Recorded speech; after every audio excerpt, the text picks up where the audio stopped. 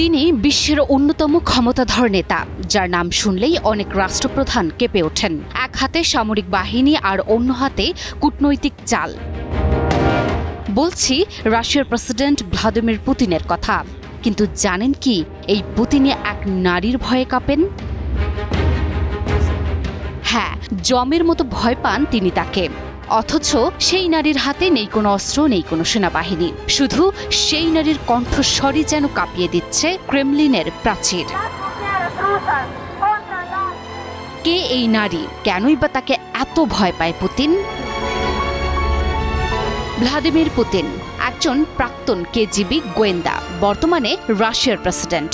শক্ত হাতে দেশ চালানোর জন্য যেমন প্রশংসিত, তেমনি ভয়ানক পরিণতির জন্য সমালোচিত।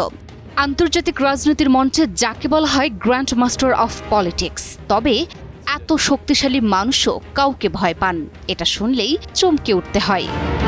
যে নারীকে দেখে তিনি এত ভয় পান, সেই নারীর নাম দারিয়া সেরেনকো। এই নারী তার কোনো রাজনৈতিক প্রতিপক্ষ নন, না কোনো আন্তর্জাতিক গুপ্তচর, বরং একজন নারীবাদী আন্দোলনের নেত্রী। দারিয়া সেরেনকো একজন নারীবাদী, মানবাধিকার কর্মী এবং পুতিনের শাসন ব্যবস্থার নির্ভীক সমালোচক। তিনি কেবল একজন সাধারণ নারী না, তিনি রাশিয়ার পুরুষতান্ত্রিক রাজনীতি, যুদ্ধ এবং দমননীতির বিরুদ্ধে দাঁড়ানো এক জীবন্ত প্রতিবাদ। 2022 সালের 24 ফেব্রুয়ারি ইউক্রেনে রাশিয়ার আগ্রাসনের পর ঠিক পরের দিনই দারিয়া সেরেনকো গঠন করেন ফেমিনিস্ট অ্যান্টি ওয়ার রেজিস্ট্যান্স নামের একটি যুদ্ধবিরোধী আন্দোলন। এই গ্রুপটি রাশিয়ার 80টিরও বেশি শহরে ছড়িয়ে পড়েছে, যেখানে হাজার হাজার নারী যুক্ত হয়েছেন। তারা যুদ্ধবিরোধী চিঠি, পোস্টকার্ড ও প্রতিবাদ কর্মসূচির মাধ্যমে পুতিনের যুদ্ধনীতির বিরুদ্ধে কথা বলছেন। এই নারীবাদী সংগঠনের উদ্যোগে শত শত যুদ্ধবিরোধী প্রতিবাদ অনুষ্ঠিত হয়েছে।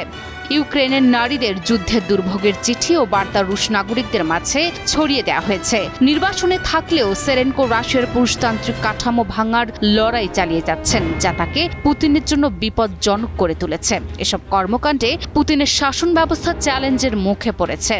ইয়াহু নিউজ এক প্রতিবেদনে জানায়, পুতিন এখন দারিয়াকে নিজের সবচেয়ে বড় হুমকি হিসেবে দেখছেন। এমনকি তার নিরাপত্তা বিভাগ বিশেষ নজর রাখছে দারিয়ার ওপর। তাকে দমন করতে গ্রেফতারের হুমকি, নজরদারি সবই চালানো হচ্ছে। এর মধ্যে কয়েকবার জেলেও পাঠানো হয়েছে এই নির্ভীক নারীকে।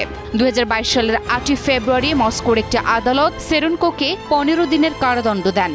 তার বিরুদ্ধে নাৎসি প্রতীক বা উগ্রপন্থী সংগঠনের প্রতীক প্রচার বা প্রকাশ্য প্রদর্শনের অভিযোগ করা হয়। তার অপরাধ ছিল 2021 সালের সেপ্টেম্বরে ইনস্টাগ্রামে একটি লাল বিস্ময়বোধক চিহ্ন পোস্ট করা, যা বিরোধী দলের স্মার্ট ভোট কৌশলের প্রতীক। এটি ক্ষমতাসীন দলকে পরাজিত করতে স্থানীয় প্রার্থীদের ভোট দেওয়ার পরামর্শ দিয়েছিল। সব মিলিয়ে যেখানে বিশ্বকাপে পুতিনের এক ইশারায়, সেখানে পুতিন আজ কাঁপছেন দারিয়ার সাহসে। কারণ দারিয়া কেবল পুতিনের বিরুদ্ধে নয়, তিনি চ্যালেঞ্জ ছুড়ে দিয়েছেন পুরো ব্যবস্থার বিরুদ্ধে। আজ দারিয়ার কণ্ঠস্বর শুধুই রাশিয়ার নয়, সারা বিশ্বে ছড়িয়ে পড়েছে। তিনি হয়ে উঠেছেন এক প্রতিরোধের প্রতীক। সব সাহসী নারীর জন্য তিনি এখন এক প্রেরণা।